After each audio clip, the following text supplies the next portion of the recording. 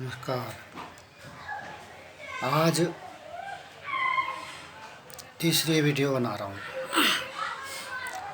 तीसरी वीडियो का मतलब यही है कि लोग शास्त्रों की अवहेलना करते हैं।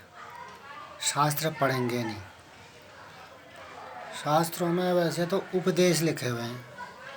जब देश का पता लग गया तो फिर उपदेश की कोई ख़ास ज़रूरत नहीं पड़ती।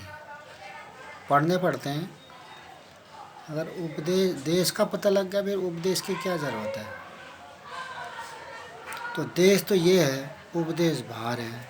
जो भी बताएगा बाहर से बताएगा, शब्दों के द्वारा बताएगा, अनुभव भीतर से होने वाले हैं। तो शास्त्र पढ़ने चाहिए, अष्टांग योग का भी ध्यान रखना चाहिए, मगर जगना तो भीतर से होता है। तो लोग बाहर ही भटकते हैं, समझ में नहीं आता उनके कि भीतर से जगना होता है। भीतर की अंतर यात्रा करनी पड़ती है। बाहर की तीर्थ यात्रा से कोई खास लेना देना नहीं। बाहर कितने भी तीर्थ यात्रा करो, परमात्मा नहीं खुश होता। भीतर से यात्रा करोगे तो समझ आती है। तो भीतर से कैसे चलेंगे, इसलिए उपदेश की ज़रूरत पड़ती है कि भाई ऐसे चलो, या तो किसी कहने पर चलो या शास्त्र पढ़ लो। अब शास्त्र में भी मूल तत्व की तरफ बहुत कम लोग जाते हैं।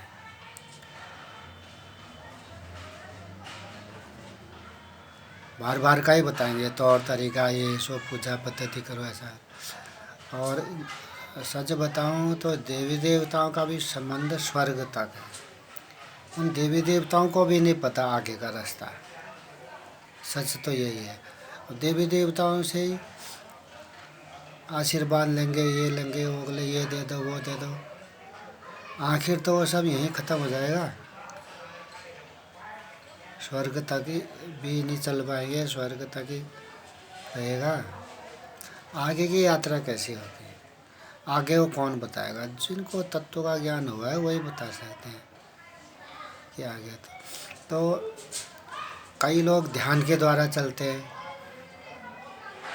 ठीक है।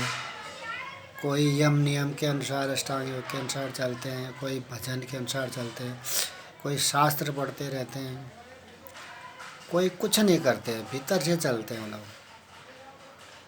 ध्यान, एकांत, मौन, शुद्ध आहार, ये कैसे होगा। चिंतन मनन करते करते करते करते, जैसे पतंजलि ने कहा है कि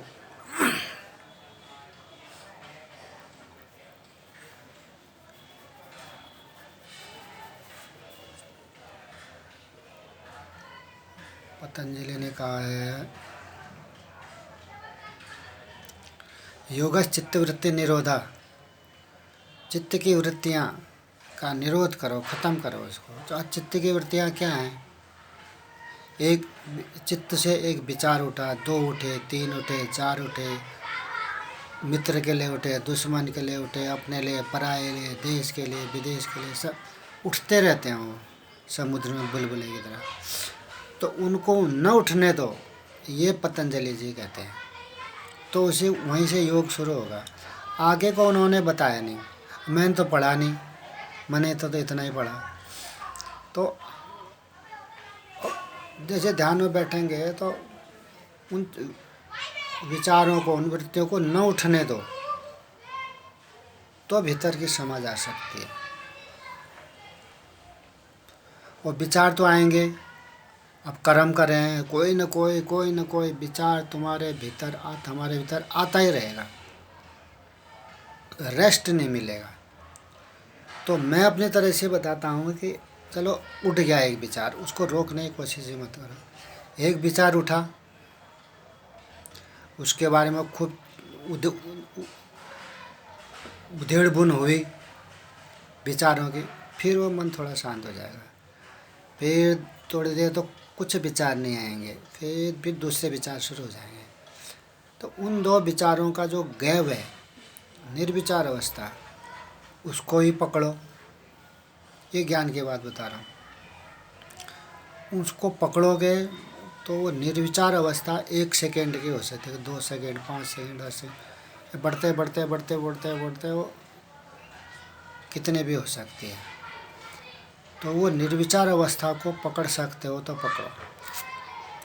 एक विचार आया, उधेड़ बुन हुई, अच्छा बुरा सच कुछ हुआ, फिर थोड़ा निर्विचार अवस्था है, फिर मन दूसरा उधेड़ बुन में लग जाता है, दूसरे विचार आने शुरू हो जाते। तो उन दोनों में जो गैप है, वो उस गैप को पकड़ सकते हो तो पकड़ो। एक तो ये।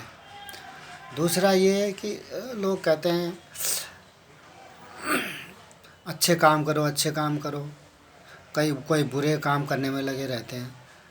अच्छे बुरे दोनों छोड़ने पड़ेंगे अगर ध्यान की तरफ जाओगे तो, नहीं तो समझ नहीं आएगी। वाल्मीकि जैसों को छोड़ना पड़ा तब आत्मज्ञान हुआ। और आजकल क्या है, लोग अच्छे विचार करते हैं, धर्म कर्म ये सो, मगर ध्यान में वो भी छोड़ना पड़ेगा भाई साहब। ध्यान के टाइम वो भी छोड़ना पड़ेगा। मैं कौन हूँ ये ढूंढो। तो अच्छे भी छोड़ने पड़ेंगे, बुरे भी छोड़ने पड़ेंगे, तब वो निर्विकार, वो एकाग्रता, वो निर्विचार अवस्था को अगर प्राप्त हुए 1 सेकेंड के लिए भी, वही 1 सेकेंड 2 4 6 8 10 कर करके समझ आ सकती है भीतर की। ये एक तरीका बता रहा हूँ आपको। अब शिव पुराण में लिखा हुआ है कि शिव पुराण में पार्वती और शिव जी के प्रश्नोत्तर हैं। पार्वती प्रश्न करती, शिव जी उत्तर देते हैं। भगवत गीता में अर्जुन प्रश्न करते हैं, भगवान कृष्ण, श्री कृष्ण उत्तर देते हैं। ऐसे अष्टावक्र गीता भी है। अष्टावक्र गीता में राजा जनक प्रश्न करते हैं और अष्टावक्र उत्तर देते हैं। ये इन चीज़ों को पढ़ोगे तब तो प्रश्नोत्तरी से कुछ समझ आ सकती है। वो उपदेश है। तो देश में आना पड़ेगा। उपदेश बाहर होते हैं, देश बाहर भीतर होता है, वहाँ आना पड़ेगा आपको अगर ध्यान पराकाष्ठा में जाना है। तो एक बार मेरे को ज़्यादा शास्त्र का ज्ञान नहीं है, कभी कभी कोई पढ़ लिया, याद हो गया तो मैं बता देता हूँ। वैसे नहीं पता है, मैं पढ़ता भी नहीं हूँ। और मेरे को अजीब सा लगता है जब ध्यान ही समझ में आ गया तो फिर वो एक, क्योंकि शब्द हैं, वो शब्दों से भी बहुत कल्याण होता है, मगर मुझको तो भीतर से ही समझ आई तभी मेरा कल्याण हुआ। शब्दों के द्वारा नहीं होता, याद भी नहीं रहते।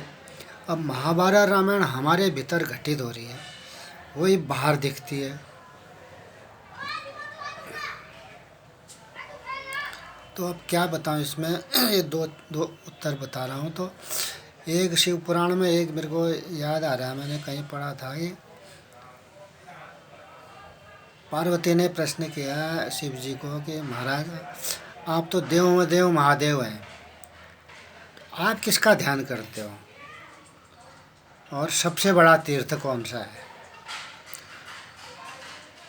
तो शिव जी ने कहा, पार्वती ये तूने बहुत लोक कल्याण की बात कही, लोगों को रास्ता साफ हो जाएगा इससे।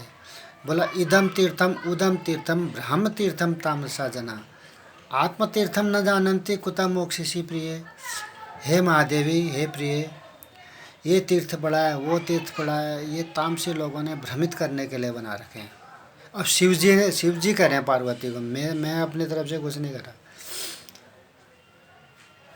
ब्रह्म तीर्थम तामसा जना, तामसी लोगों ने भ्रमित करने के लिए बना रखे हैं। आत्म तीर्थम न जानन्ति कुता मोक्षसी प्रिय, जो आत्म तीर्थ को नहीं जानता उसकी मुक्ति नहीं हो सकती, स्वर्ग नरक का पता नहीं लगेगा उसको ध्यान में। तो मैं उसी आत्म तत्व का ध्यान करता हूँ, तो फिर मैं जहाँ बैठता हूँ वहीं तीर्थ बन जाता है। ऐसे ध्यानी आदमी जहाँ बैठेगा वहीं तीर्थ बन जाएगा, शिव जी कह रहे हैं पार्वती को। तो बाहर के तीर्थों में ही जाना, फिर क्या कहूँ मैं, खाली चल लगता। पर्यटक के हिसाब से लोग जाते हैं, घूमने फिरने के हिसाब से, कोई तत्व ज्ञान खोजने के हिसाब से तो बहुत कम लोग जाते होंगे। तो ये तो कुछ नहीं कह सकता मैं। भाई इतना ही है, जो जो दो तत्व, दो चीज़ें मैंने बताई, अगर हो सकता है तो सतोगुण बढ़ा के ये ध्यान की तरह जाने की कोशिश करो। धन्यवाद।